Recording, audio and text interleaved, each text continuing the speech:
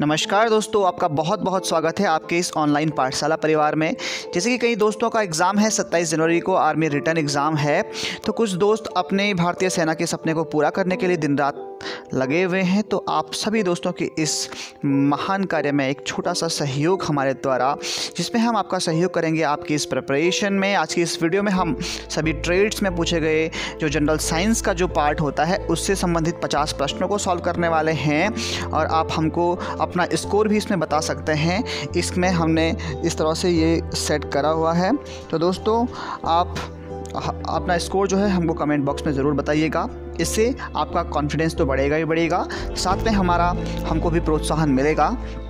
तो वीडियो को शुरू करने से पहले आपसे एक रिक्वेस्ट है कि आप इस प्रकार की वीडियोस अगर और देखना चाहते हैं, जीके से संबंधित, इंग्लिश, मैथ से संबंधित, तो आप हमारे चैनल को ज़रूर सब्सक्राइब करिएगा और आप इसी तरह से साथ देते रहिएगा। चलिए स्टार्ट करते हैं हमारी वीडियो।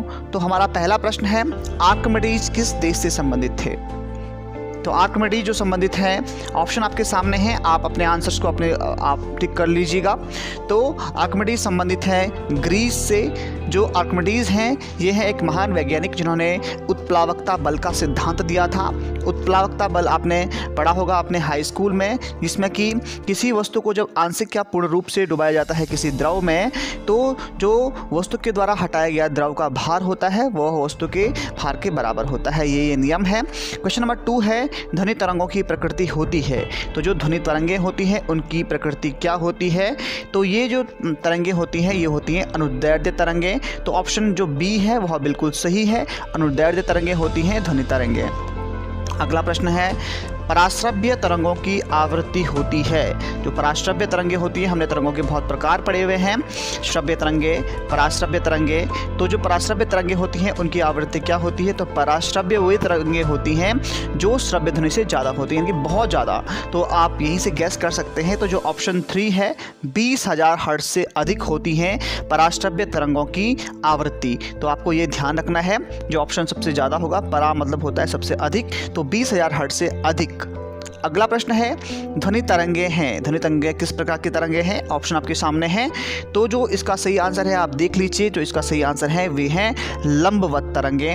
अभी हमने ध्वनि तरंगों की बात की थी कि ये अनुदैर्ध्य तरंगें होती हैं और अनुदैर्ध्य तरंगें जो होती हैं ये लंबवत होती हैं, इसलिए ऑप्शन जो 4 है वह बिल्कुल सही आंसर है। अगला है, श्रव्य परिसर में ध्वनि तरंगों की आवृत्ति क्या होती है? यानी कि जो ध्वनि हमको सुनाई देती हैं उनका कितना हर्ट्ज का इनका परिसर होता है? तो ये होती हैं 20 से 20,000 हर्ट्ज के बीच की जो ध्वनियाँ होती हैं ये सामान्यतया मनुष्य को सुनाई देती हैं। अगला प्रश्न है, ध्वनि की चाल अधिकतम कितनी होती है?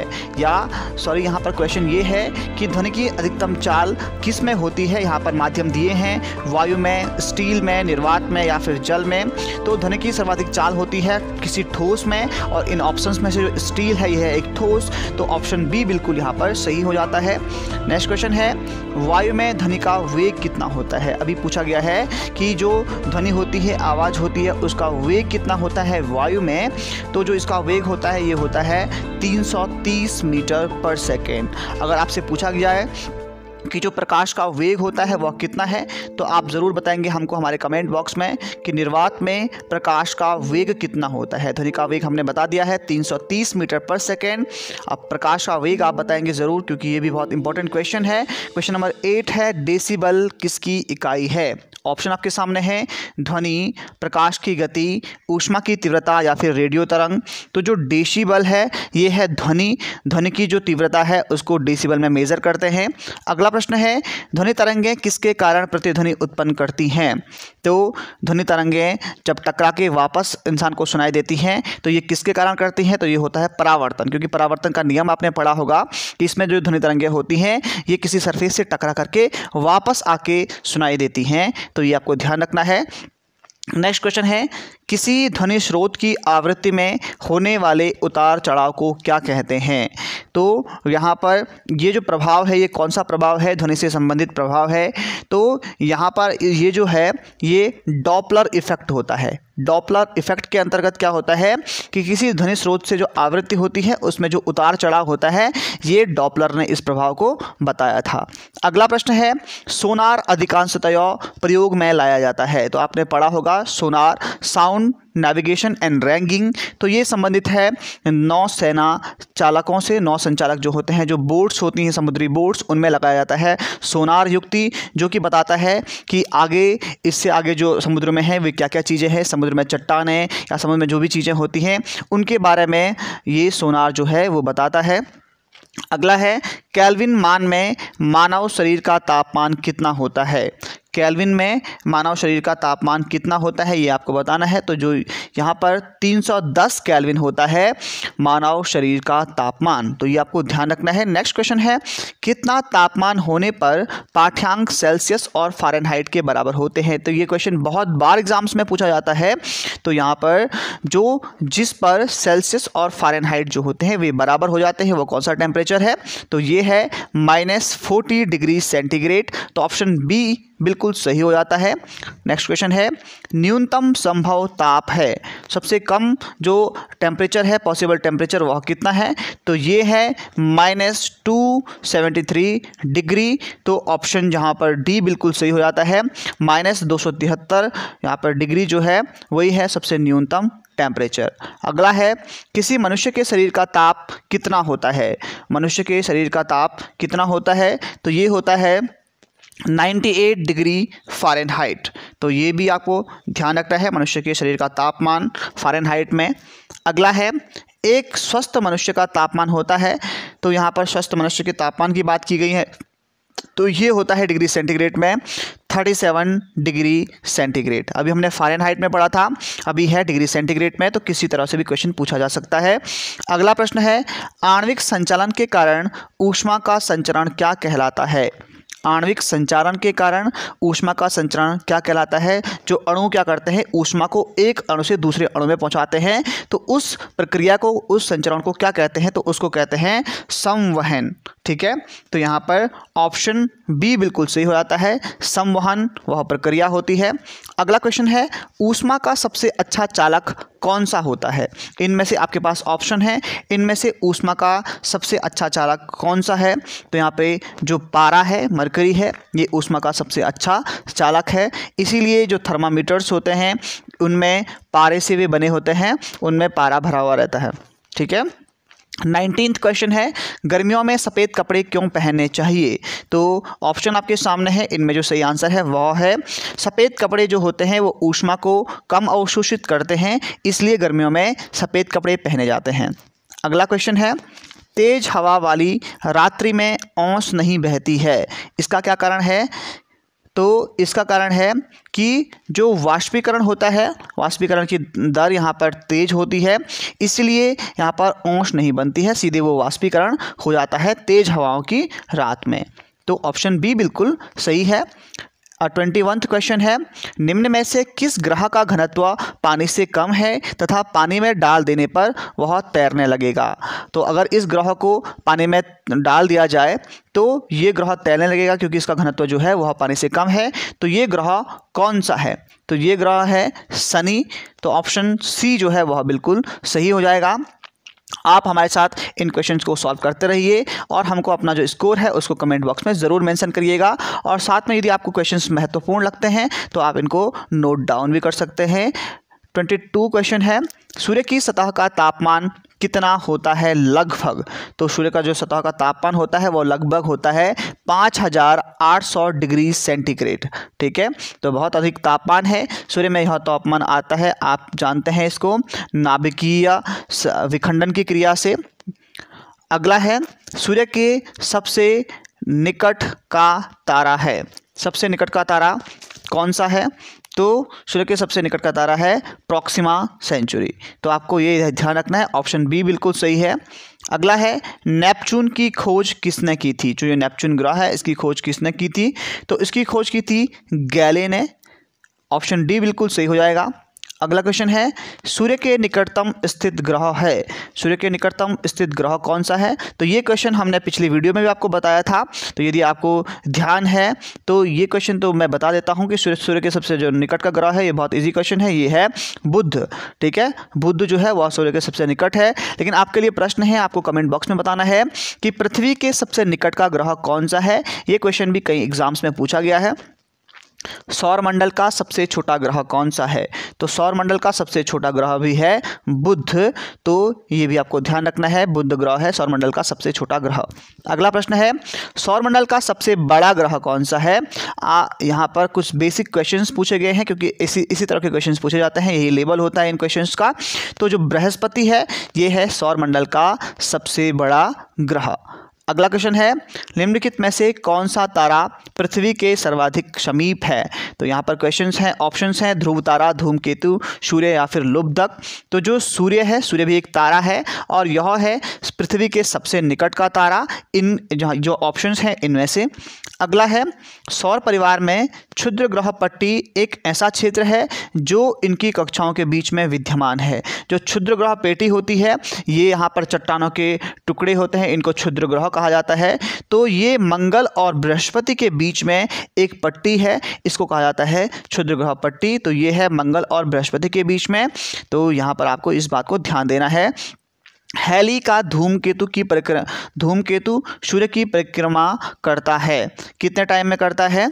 तो ये आपको बताना है कि ये जो धूमकेतु है ये कितने समय में सूर्य की परिक्रमा करता है। तो जो इसका सही आंसर है वो है 76 वर्षों में यह सूर्य की पूरी परिक्रमा कर पाता है। अगला प्रश्न है, अंतरिक्ष यात्री को आकाश का रंग कैसा दिखाई देता है? तो बहुत ही बेसिक क्वेश्चन है। अंतरिक्ष जो यात्री होती हैं उनको आकाश का रंग काला दिखाई देता है, तो ऑप्शन बी बिल्कुल सही है। नेक्स्ट क्वेश्चन है, लाल ग्रह के नाम से जाना जाता है। तो मंगल ग्रह को लाल ग्रह के नाम से जाना जाता है। ये आपका रिवाइज टेस्ट आप समझ सकते हैं, इससे आप जल्दी से अपना मूल्यांकन कर सकते हैं कि आपकी तैयारी कितनी हो चुकी है। अगला प्रश्न है, पृथ्वी सूर्य का एक चक्कर कितने समय में पूरा करता है? तो यहाँ पर ऑप्शंस बहुत सारे हैं, 364, 360। तो जो सही आंसर है वह है 365.25 दिन में पृथ्वी सूर्य का एक पूरा चक्कर पूरा कर देती है। अगला प्रश्न है, पेरिस स्थित अंतर्राष्ट्रीय खगोलीय संघ IAU के माइनर प्लैनेट सेंटर ने प्लूटो को क्या नाम दिया है? तो आप जानते हैं कि जो ये प्लूटो है ये अभी माइनर प्लैनेट है, तो इसको क्या नाम दिया गया है? तो इसको यहाँ पर एक कोड दिया गया है 134340, प्लूटो को नाम दिया गया है। इसकी वजह से अब जो है ग्रहों की संख्या हो गई है 8, पहले 9 ग्रह हुआ करते थे, ये इसको माइनर प्लैनेट बना दिया गया है। अगला है, मीथेन जिसके वायुमंडल में उपस्थित है वह कौन सा है? यहाँ पर इनमें से ऑप्शन आपको बताना है। तो वो है मंगल ग्रह। मंगल ग्रह जो है इसके वायुमंडल में पाया जाता है, जो बृहस्पति है, बृहस्पति जो ग्रह है उसके वायुमंडल में पाया जाता है मीथेन। अगला है, एक खगोलीय इकाई निम्न के बीच की औसत दूरी है। खगोलीय इकाई किसके बीच की औसत दूरी है? तो पृथ्वी और सूर्य के बीच की दूरी को कहते हैं एक खगोलीय मात्रक या एक खगोलीय इकाई। तो ये भी आपको ध्यान रखना है। ब्लैक होल के सिद्धांत का प्रतिपादन किसने किया था? तो ब्लैक होल का सिद्धांत दिया था S चंद्रशेखरन ने, ये भारतीय वैज्ञानिक हैं। अगला प्रश्न है, आकाशीय पिंडों का अध्ययन करने वाले भौतिक विज्ञान की शाखा को क्या कहते हैं?